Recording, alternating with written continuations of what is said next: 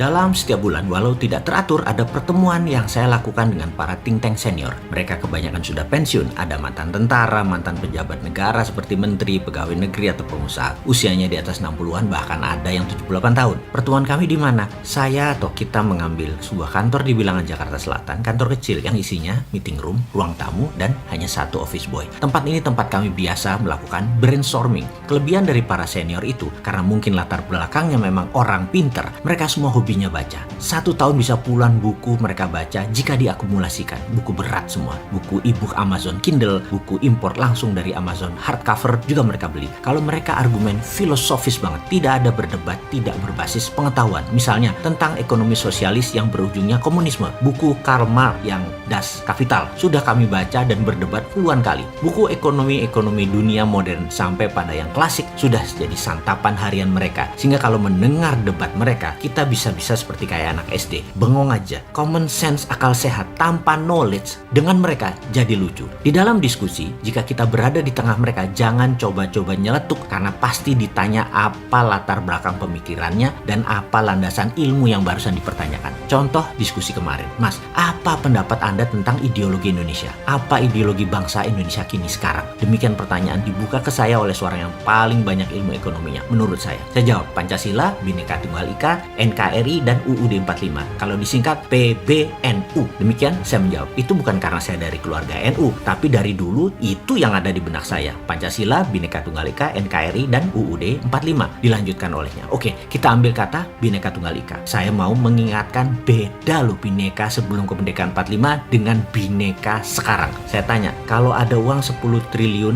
di kas negara, bagaimana membaginya agar adil? Berdasarkan apa membaginya agar adil? Berdasarkan agama kah? Islam pasti yang terbesar. Berdasarkan suku kah? Jawa pasti yang terbesar. Berdasarkan domisili, Pulau Jawa yang terbanyak. Dengan cara begini, Papua yang nggak akan pernah dapat apa-apa. Minoritas di semua sisi. Secara suku minoritas, secara agama minoritas, secara wilayah minoritas, secara penduduknya minoritas juga di Pulau Papua. Di mana keadilan kalau dipakai berdasarkan kalkulasi seperti itu? Fahamkah bernegara itu yang namanya harus adil? Hanya orang berilmu dalam baru bisa paham adil itu bagaimana, bukan sekedar adil itu apa. Dia melanjutkan, lihat saja kekayaan Papua dari Freeport. Membaginya bingung kan? Lalu bagaimana keadilan itu ditegakkan? Bagaimana equality itu ditegakkan? Jadi sebelum kemerdekaan tahun 45, gabungan Indonesia adalah karena common sorrow, menderita bersama. Jadi merekat. Kalau teori matematikanya penjumlahan, gabung itu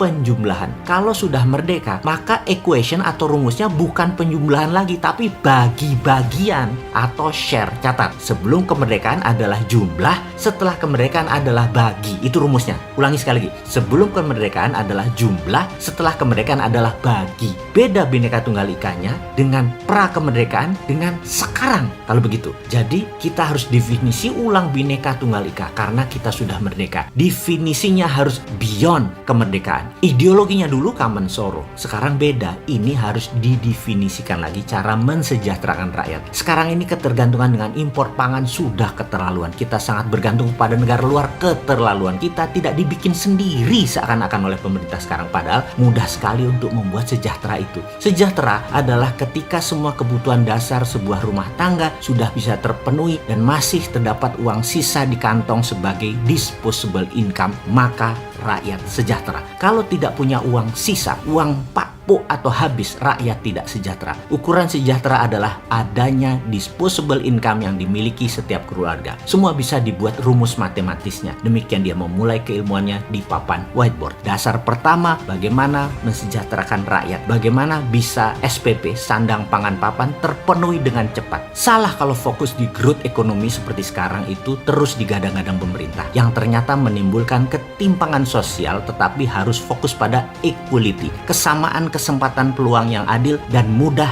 dicapai. Nah, kalau dia udah ngomong kayak gini, saya selalu bengong karena sering gak paham. Pebisnis dipaksa memahami tata kelola bernegara. Coba, orang kayak saya ini kan pebisnis. Tata kelola negara itu benar-benar ribet bagi saya. Walaupun simple banget logikanya, mudah diterima, tapi memang harus difahami oleh banyak orang, terutama penyelenggara negara. Dan sementara orang kayak saya berusaha menelannya aja sudah susah. Jadi, saran kita harus bagaimana? Saya bertanya seperti kebiasaan saya. Pertama, definisi ulang Bhinneka Tunggal Ika.